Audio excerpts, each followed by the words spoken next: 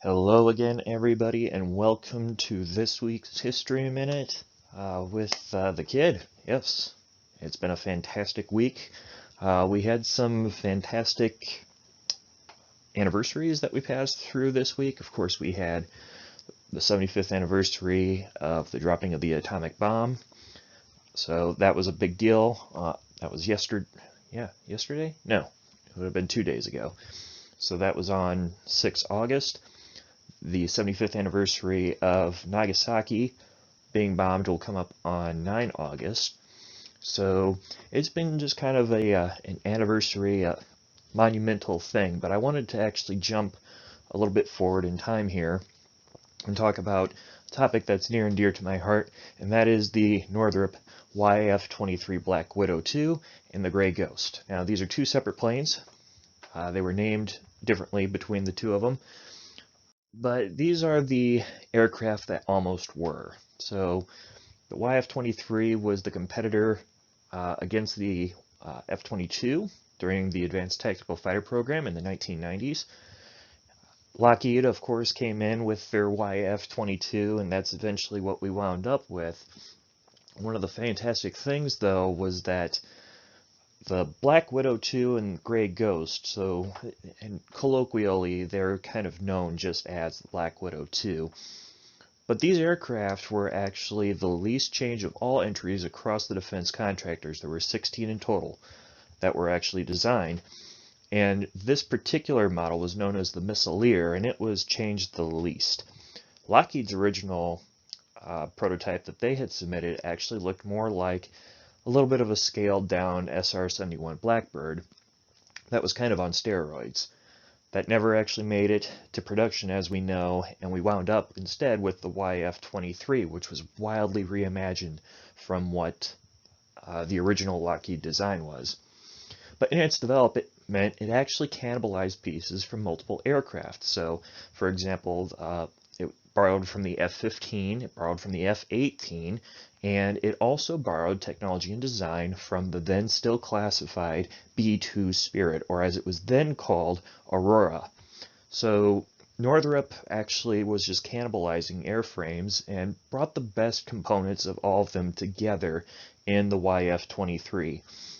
Now, part of the problem with that is that if you're using existing technology, you really kind of limit yourself in just how innovative you can be. But it generally did outpace the F-22 in almost every way. The big things that it couldn't do is that the F-22 actually re-imaged and redesigned what we knew about thrust vectoring. And as a result, that made it somewhat more superior, especially when it came to how its engine design worked out. So that was one of the key things, as well as payload. The F-22 was more capable of carrying heavier payloads than its lighter counterpart in the YF-23. So those two were the big major reasons that we didn't see a production version of the F-23. That, and it was marketed relatively poorly. So between that, the cannibalization, it just didn't have the best image in the Department of Defense's eyes. So there were at least 3 proposed revivals of the YF-23 between 1993, which was when the F-22 entered production in 2009. One of those was actually of a larger version, a bomber version rather, and then there were a few others that included a naval version, and up to recently there was talks of it being used potentially for the Japanese self-defense force. So the F-22 still has a chance of being revived in some shape, way, or form. We just don't know if that's ever going to come to be. Northrop is known for cannibalizing and retaining their actual designs, so it's anybody's guess. The few pictures that we have down here at the bottom left, that's both Gray Ghost and Black Widow 2 in flight. Those are the only 2 prototypes that were ever built. And one of the other fantastic photos I have down here in the bottom right, this is my favorite one because it's got the B-2 bomber in the background. So this would have been taken probably around 1992, 1993, when the B-2 was still really shrouded in mystery still. It doesn't come out until about 1993, 4, 5, right in there. So fantastic photos all across the bottom. Now, that'll do it for this week, but I did want to point out we did just have our Strategic Bombing in the Pacific Theater presentation. That is now on Twitch.